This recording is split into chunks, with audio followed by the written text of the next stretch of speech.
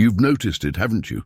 That uncomfortable truth that keeps you awake at night, the incompetent boss who somehow climbed higher than everyone else, the loud, empty voice that commands the room while the brilliant mind sits silent in the corner. It's not an accident, it's a design flaw in the human condition itself. Let me tell you something that will shake the foundation of everything you believe about merit, intelligence, and success. The world doesn't reward the smart. It rewards the confident. And confidence, my friend, has absolutely nothing to do with competence. This is the cruel joke of modern civilization. We've built a society that mistakes certainty for wisdom, volume for value, and simplicity for genius. The stupid don't just stumble into power, they march toward it with the kind of unwavering conviction that the intelligent can never muster, because intelligence comes with a curse. The ability to see all the ways you might be wrong. This phenomenon has a name. It's called the Dunning Kruger effect, but it's so much deeper than a psychological study. It's a fundamental truth about how human societies organize themselves. The less you know, the more confident you become. The more you know, the more you doubt. Charles Darwin noticed this over a century ago when he wrote that ignorance more frequently begets confidence than does knowledge. But we've forgotten this wisdom. We've created systems, corporations, governments, social hierarchies that actively select for the wrong qualities. They promote the certain over the cautious, the decisive over the deliberate, the simple over the nuanced. Think about the last meeting you attended. Who spoke the most? Who made the decisions? Was it the person with the deepest understanding of the problem, or was it the person willing to reduce complexity into bite-sized certainties? The intelligent person sees 10,000 variables. They understand the interconnected web of consequences. They hesitate because they genuinely comprehend what's at stake. The fool sees one path and charges forward, and in that moment of charging, everyone else mistakes their blindness for vision. This is why revolutions are often led by the dangerously simple-minded. This is why demagogues rise. This is why your mediocre colleague got promoted while you're still explaining why things are complicated. But here's where it gets truly fascinating and uncomfortable. We're all complicit in this. Every single one of us. We say we want intelligence in our leaders, depth in our conversations, nuance in our understanding. But what do we actually respond to? Simplicity, certainty, the confident idiot who can reduce the mystery of existence into 3 easy steps. We're cognitively lazy creatures, every one of us. Our brains evolved to conserve energy, to make quick decisions in a world of immediate physical threats. But we're no longer running from predators. We're navigating complexity that our ancient minds were never designed to handle. So we take shortcuts, we follow the loudest voice, we trust the most confident face, and the stupid, bless them, they have confidence in endless supply. Have you ever wondered why conspiracy theories spread faster than scientific truth? Why misinformation travels at the speed of light, while careful analysis moves like molasses? It's the same principle. Conspiracy theories are simple. They offer certainty in an uncertain world. They provide clear villains and simple solutions. The truth is messy. It's probabilistic.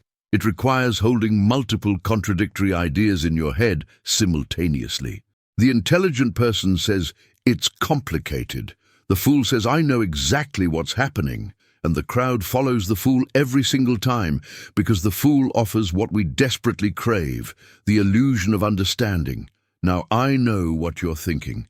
This feels personal, doesn't it? You've been that smart person in the room, watching in frustration as lesser minds take the stage. You've bitten your tongue while someone confidently spouts nonsense.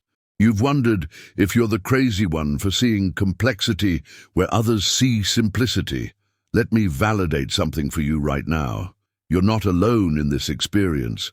Every thoughtful person who has ever lived has faced this exact dilemma.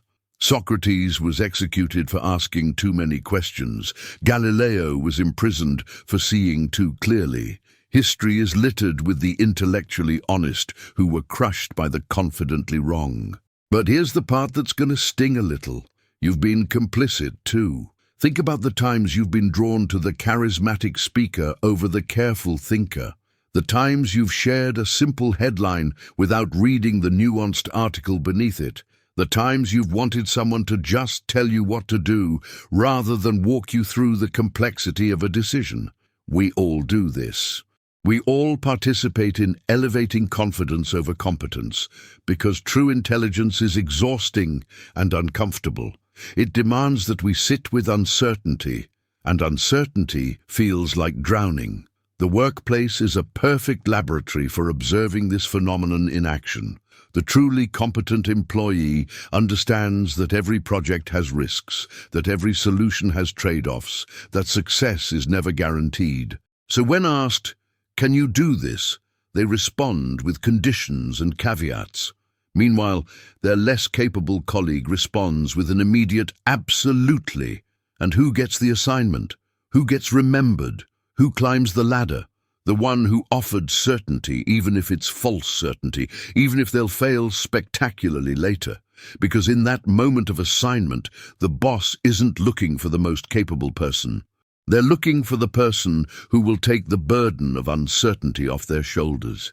If this idea is already resonating with you, if you're starting to see these patterns everywhere you look, then you're ready for what comes next. Subscribe to this channel because we're going deeper into truths that most people spend their entire lives avoiding. This is just the beginning of understanding how the game really works. So why does this keep happening? Why haven't we evolved past this? Because the traits that lead to power are not the same traits that lead to competence. Power requires coalition building, self-promotion, the appearance of certainty, and the willingness to make decisions quickly, even with incomplete information. Competence requires study, doubt, careful analysis, and the humility to admit what you don't know. These are fundamentally opposing skill sets. You can develop both, but they pull in different directions. The person obsessed with understanding complexity has less time for networking. The person consumed with mastering their craft has less energy for political maneuvering. Here's a secret that the powerful understand instinctively, but the intelligent often miss. Perception matters more than reality in human hierarchies. It doesn't matter if you're the smartest person in the room if nobody knows it. It doesn't matter if your ideas are brilliant, if you can't communicate them with enough confidence to override others' doubts. The stupid succeed, not despite their limitations, but because of them. Their limitations free them. They don't get lost in analysis paralysis. They don't torture themselves with self-doubt. They act, and action creates the appearance of leadership, even when that action is fundamentally misguided. But there's something even more insidious at play here. The stupid don't just rise to power. They actively exclude the intelligent. Once they achieve positions of authority, they instinctively recognize that smart people are a threat to their status. So they hire and promote people like themselves. People who won't question, who won't complicate, who won't expose their inadequacies through contrast. This is how entire organizations become stupid from the top down. This is how nations collapse under the weight of their own incompetent leadership. The intelligent are systematically filtered out because they make the stupid uncomfortable. Think about the structure of most organizations. They reward short-term wins over long-term thinking. They value presentation over substance. They promote based on confidence displayed in interviews rather than competence demonstrated in work. The entire system is rigged, not through conspiracy, but through the natural selection of traits that have nothing to do with actual ability. We've accidentally created environments where the Dunning Kruger effect isn't just a cognitive bias, it's a survival strategy.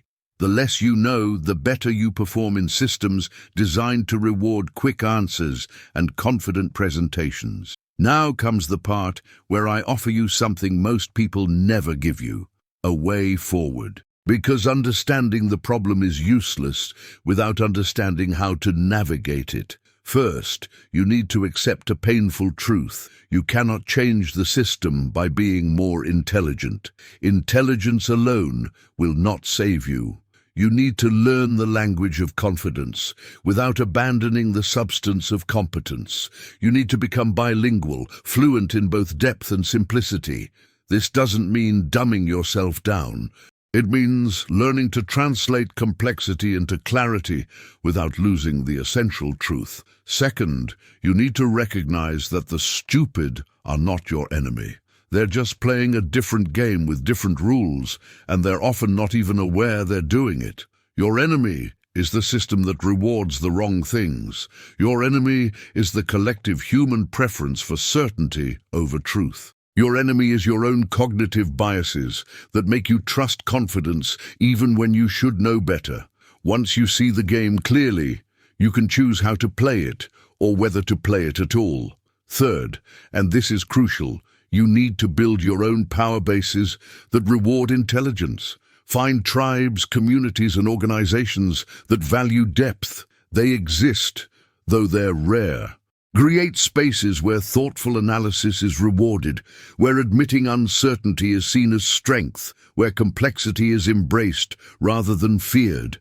You cannot change the entire world, but you can create pockets of sanity within it. But here exists a secret still more profound that few are willing to acknowledge. Sometimes, in some contexts, stupid confidence actually produces better outcomes than intelligent hesitation. Not always, not even usually, but sometimes. The confident fool who launches the imperfect product might succeed where the intelligent perfectionist never ships anything.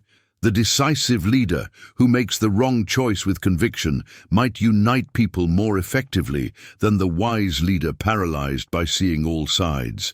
This is the most uncomfortable truth of all. Intelligence is not always the optimal strategy for the environment we actually inhabit. This is the revelation that changes everything. The question isn't, why do stupid people get power?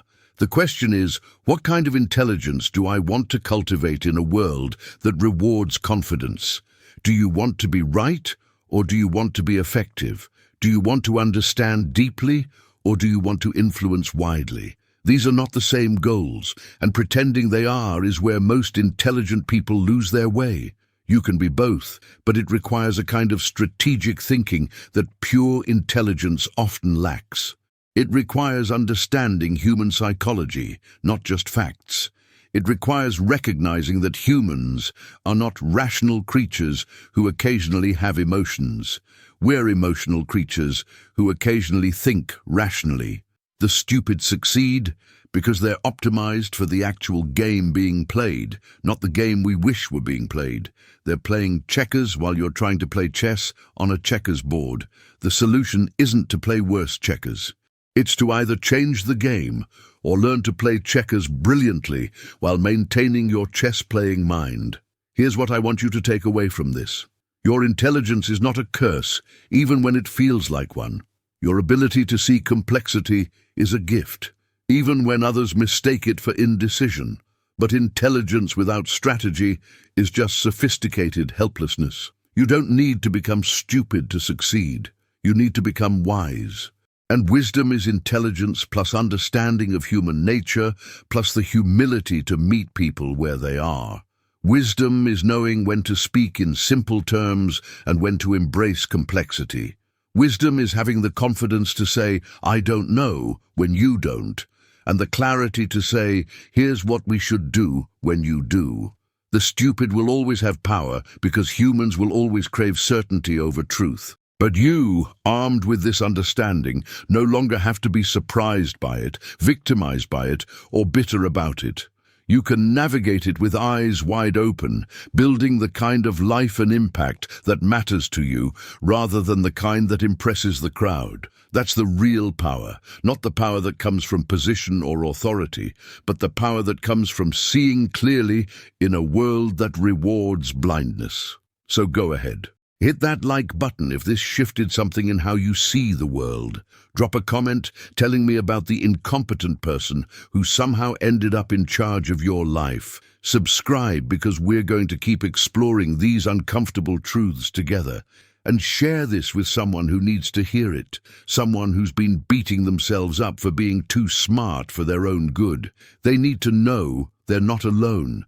They need to know the game they're actually playing. They need to know that intelligence, properly wielded, is still the most powerful force in existence. It just needs to learn the language of the world it was born into.